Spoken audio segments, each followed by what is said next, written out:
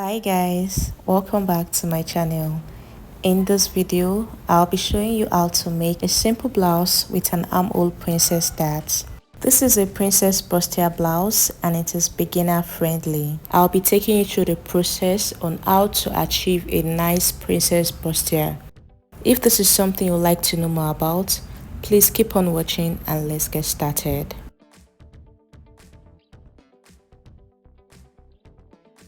I have the shoulder line, the chest line, the bust line, the underbust line, the waist line and the full length of the top. Shoulder to the chest line is 8.5 inches, to the bust line is 11 inches, to the underbust line is 14 inches, to the waist line is 18 inches, and to the full length of the top is at 24 inches. I'll go in with the shoulder measurements divided by 2. I'll mark it on the shoulder line and also on the chest line, and I'll connect with a straight line. Next, I'll go in with a neck width of 3.5 inches and a neck depth of 4 inches and I'll connect with a curve. I'll come down by 1.5 inches from the shoulder line to mark the shoulder slant and I'll connect with a straight line into the neck width. Next, on the chest line, I'll go in with the bust measurements divided by 4.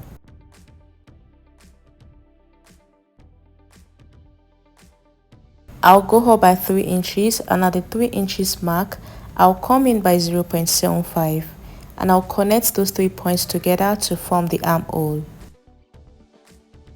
The next measurement I'll be taking is the bust span measurement, otherwise known as the nipple to nipple measurement, divided by 2. For the measurement I am working with, it is 8 inches. 8 inches divided by 2 is 4 inches, and I'll mark that on the bust line, the underbust line, the waistline, and also at the top length line, and I'll connect that into a straight line. Now on the side facing the center front, I'll mark ½ inch all the way down. I'll mark ½ inch all the way down, starting from the underbust line, the waistline and the top length line, and I'll connect that into a straight line.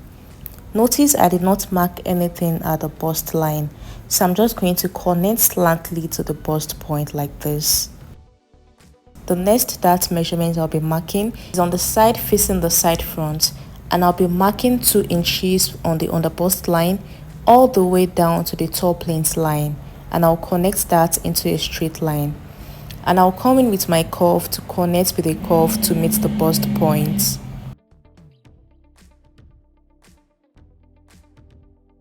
Once that is done, make sure that you don't have any pointy part. Blend it like you see me doing. The next thing is to mark the line from the armhole to give us that princess dart line. If the bust measurement you are working with is between 30 to 38, you can come down by 3 inches, but if it is 38 and above, you can do 4 inches from the shoulder slant. So you're just going to connect that into the bust point. And then you're going to tighten this armhole with 1 inch. Come down by 1 inch and also connect it back into the bust point. And because you came down by 1 inch, you're going to add down 1 inch back to reconnect the armhole. So just mark 1 inch upward from the new line and you're going to connect it like so and come in with your curve to remark the armhole, just like you see me doing. So now that we are done with that, this part is going to be cut out. The next thing is to go ahead and take the underbust measurements. Your underbust measurements divided by 4. You're going to mark it, and remember the dart we took there, we are going to add it back. So go ahead and measure what you have there and mark it like so. And then on the waistline, mark your waist measurement divided by 4 and add the dart you took in. Add it back. And for the hip line also, this part is a little bit small. I'll be adding an additional piece of paper to it. I'll extend the line at the bottom to this new piece of paper. And I'm going to mark the hip measurements divided by 4. And I'll add the dart back. So for this chest line, remember the dart intake there. You're going to add it back also and connect all the points together.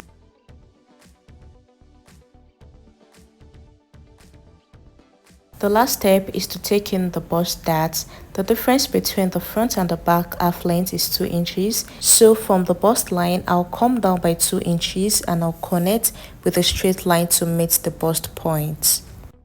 That is all on the front pattern. I'll cut it out now.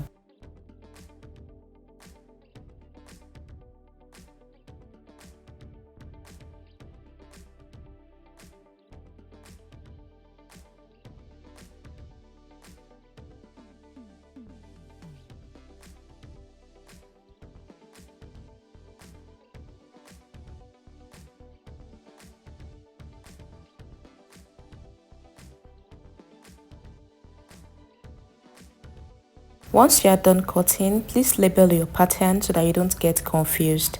I'm labeling mine the side front here and the center front for the other side. I have the shoulder line, the chest line, the waist line and the top length line. Shoulder to the chest line is 8.5 inches, to the waist line is 16 inches and to the top length line is 22 inches. And I have a zip allowance of 1.5 inches by the side of the paper. And the first thing I'll be doing is to tighten the center back. So from the waistline, I came in by 0.75 and I'm going to connect that to the top and bottom like so. Next, I'll go ahead and remark the 1.5 inches for the zip allowance and I'll connect like so. So the part I am shading will be cut out. The next step I'll be doing is to go ahead and mark the neck depth, which is 2 inches, and the neck width of 3.5 inches, and I'll connect with a curve. And I'll extend that neckline into the zip allowance. Next, I'll go in with the shoulder measurements divided by 2. I'll mark it on the shoulder line and also on the chest line, and I'll connect with a straight line. I'll come down by 1 inch for the shoulder slant and I'll connect with a straight line into the neck width.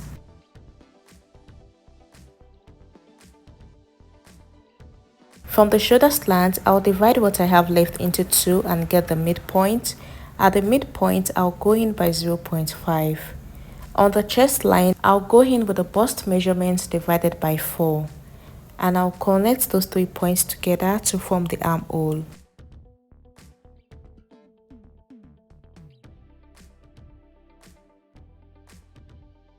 Next, I'll go in with the bust span measurement, otherwise known as the nipple to nipple measurement. From the chest line, I'll come down by 1 inch. For the measurement I'm working with, this is 8 inches. 8 inches divided by 2 is 4 inches. And I'll mark it on the waistline and also at the top length line, and I'll connect that into a straight line. Next, at the waistline, I'll come out by ½ inch on both sides of the dart leg. And I'll connect to the top and bottom like so.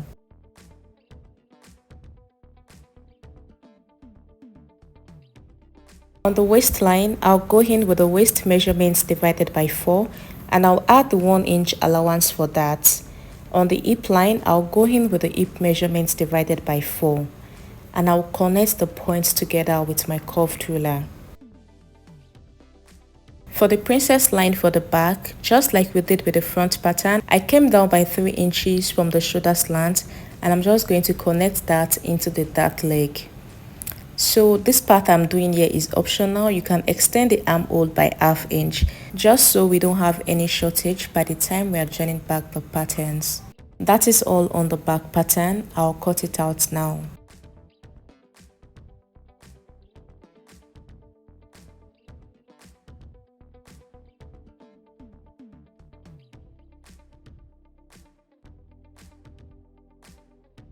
I am also labeling the back pattern. Here is the side back and the other piece is the center back. I have transferred the back patterns to fabric and I added ½ inch allowance all around the patterns. Even for the side joining, I added ½ inch, so you can add more than ½ inch if you like. But for this project, I added ½ inch all around the patterns. For the front patterns also, same allowance I added to the back, ½ inch all around the patterns. So I'll go ahead now and use this piece to cut out my lining and I'll bring it back. I have cut out my lining piece here and I'm just going to set it aside. These are my front pieces and I went ahead to add interfacing and also breast pad to the front. So what I have here, the pad will end at the underbust line, and from the underbust line you can mark 5 inches or 6 inches upward. Just make sure that pad does not extend more than the underbust line. This is what my front pieces is looking like. You can see what I have on the other side pieces. I added the breast pad to it also. So now I'm going to join the pieces together. So place one side of the side piece on the center front and go ahead and start joining from the bottom all the way to the top. Do the same thing for the other piece and for the lining also. These are my back pieces and I've also cut out the lining and I'll set it aside.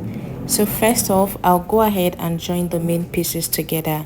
So pick one piece of the side back, match it together with the center front, make sure that the right side is facing each other, pin it together and you're going to join it with 1/2 inch. Do the same thing for the other side piece, join it together and you're going to stitch with 1/2 inch. So whatever process you are doing to this main fabric, you are going to do the same thing for the lining pieces. I am done joining the pieces here and I went ahead to press the seam flat. So make sure that you press after joining. It is very important. For the front piece, this is what I have. You can see the way the breast part came out nicely. I have also pressed, and the most important thing is to notch before pressing. Notch the underbust before pressing so that it stays nice. So you can see what we have here. The next step is to go ahead and join the back to the front at the shoulder. So I'll place the back piece on the front piece, right side facing each other, and I'll go ahead and stitch with 1/2 inch. After joining at the shoulder, this is what I have. I am going to place the lining on this main piece. I'll pin it together. Make sure that the shoulder joining matches for both the lining and the main fabric. Pin it together and I'll take it to the sewing machine and go ahead and stitch around the neckline. I'll use 1/2 inch to stitch around the neckline, and after stitching I'll top stitch on the lining and press it. After pressing it, this is what it looks like. You can also make use of the hemming gum so that it stays nice and flat. So now I'm going to wrap it around like this. You're going to enclose one side of the bodies into the other side and you're going to pin it together. The part I want to stitch here is the armhole, and I have done this several times on my channel, so I think you should be used to this by now. But for the purpose of those watching for the first time, you are going to enclose one side into the other side and pin it together. And you are going to go ahead and stitch.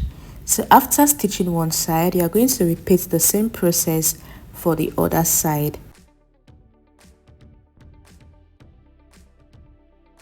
This is after I was done turning the armhole. You can use your hemming gum to press it so that it stays nice and flat. So the next step is to go ahead and close the bottom of the front and the back. I'll go ahead and close the bottom now, and after closing the bottom, I'll go ahead and stitch the sides together. I am done joining the sides here and I went ahead to overlock it. So this is what we have. I have pressed it properly also. So after joining, please make sure to press it. And the last step is to go ahead and fix the zip. But for the zip you'll be using, make sure that it is an open end zip. That will make it very easy to wear. Thank you guys for watching. If you found this video helpful, please hit the like button, leave a comment, share this video with your friends, and subscribe to my channel. Turn on your notification bell so you'll get notified anytime I upload a new video. I'll see you in my next one. Bye.